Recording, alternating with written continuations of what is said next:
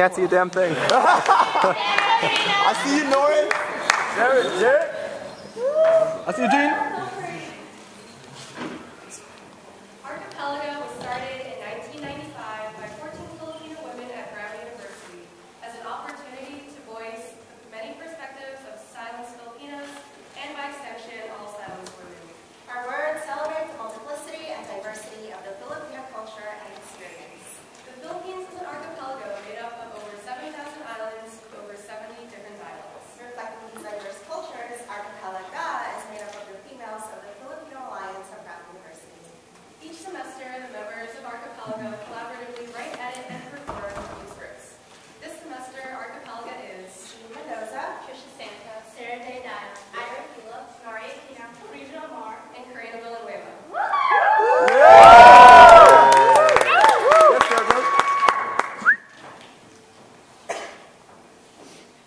These are the best 4 years of our lives. Or so people say. Before we know it, we'll wake up and our youth will be gone. I don't want to waste these years worrying, creasing my skin over silly mistakes. I don't want to look back and be filled with regret, wondering, what if? I want to make the most of life, to stop getting tripped up, to start being spontaneous. To remember, I'm only young once. I only live once. These moments don't last. I want to stop telling myself I can't. Stop waking up with fuck as the first thought in my head.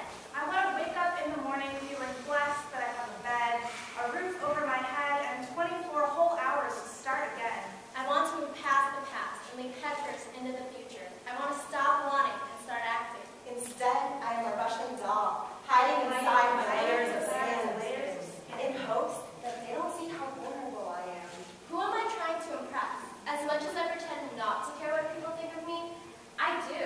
I can't help but look at other people and wonder, am I adequate? It seems like everyone and their brother is president of a student body and shadowed under positions and are future Nobel Prize winners. What the hell? I play video games on the weekend. When I set my standards too high, I set myself up to fail.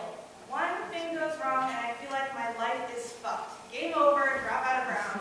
Failed from midterm. Not the past. Slept through lectures. It's the deadline. Too shy to raise my hand. Too embarrassed to ask for help. I've spent so much, worked so hard, $50K a year, and all for what? Only to realize I have no clue what I want to do with my life. Is that the point of my education? To be even more confused as I leave than when I came in? I can't bear to feel this stupid. This mindset is toxic, suffocating in its ease. I wish I could start over.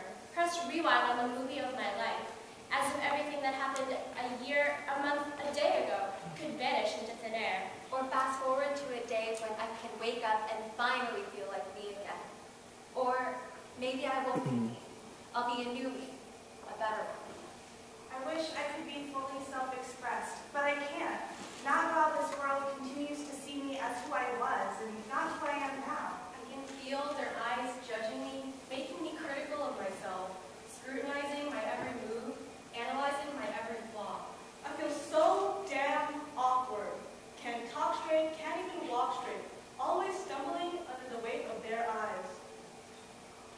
I spend my energy pretending to be busy on my phone or in my books in an attempt to avoid any sort of social interaction so I don't feel like a freak. Keep my mouth shut so I don't sound stupid. Keep my eyes down so they don't notice me. Don't make eye contact. Never make eye contact. I'd rather fade into the background than have them notice that I'm not perfect. I glance into the looking glass of windows and walls, and I can't recognize a person in my own reflection. As if these eyes are not my own, as if this voice echoes from a foreign place, as if this body were merely clay, molded by the self-projection I extrapolate onto everyone else. From angelic harmonies to quiet whispers, voices are powerful. Your vocal cord vibrations can change the course of history.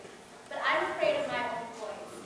Every day I'm holding my tongue, grinding my teeth, biting my lip, too self-conscious to do anything but mouth the words to the songs on the radio.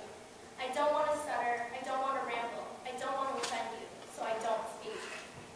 I run so my thighs don't touch, but I keep eating and eating. I eat because I want to be fulfilled, and food is the only thing in the world that won't fail you. I look down the street and yes, I compare myself to all the girls in a 20-foot radius. And she's okay, but my boyfriend still can't keep his eyes off her ass.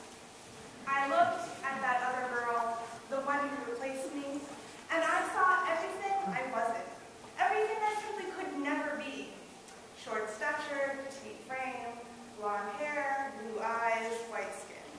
Is that what he wanted all along? Is that what all men want? An exotic sex kitten to play with, but a perfect little lady to settle down with?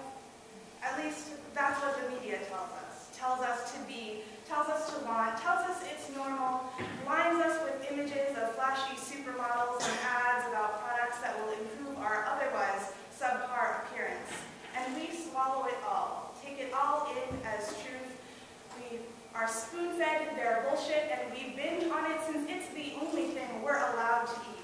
Because their bullshit isn't fattening, but torture is flattering. I look into the mirror, and all I see are differences between me and this woman society wants me to be. And if she, the ideal, and I, the real, have so little in common, how could we possibly be under the same category? So, what am I? I'm just me. I'm Lauren. I want to be different. I am different. I want people to recognize and respect that. Transgender. You'll never look at me the same way again. And in fact, I never want you to. Transgender. No, I haven't had an operation.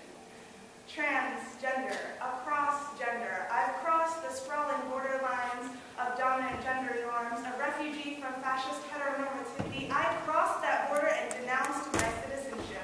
I have emerged into another category, breaking through the stifling dichotomy of woman and man, boy and girl, to join those reclaiming the word queer as an identity and not a derogatory, to break the glass ceiling, shatter your gender binary, and come out to the world. I am Nori.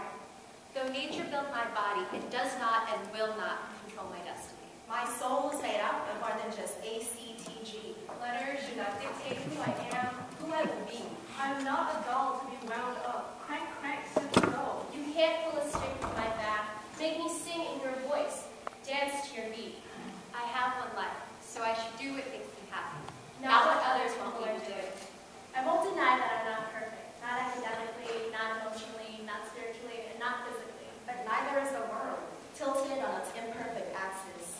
Endless space in all the universe make us feel so small and insignificant. All these imperfections will eventually fade. And someday I'll be able to forgive myself for fuck-ups and failures. Except that there are things I can't change. No matter what bullshit infomercials tell me at 3 a.m. I need to relax and get back to the simple things. Take the absolute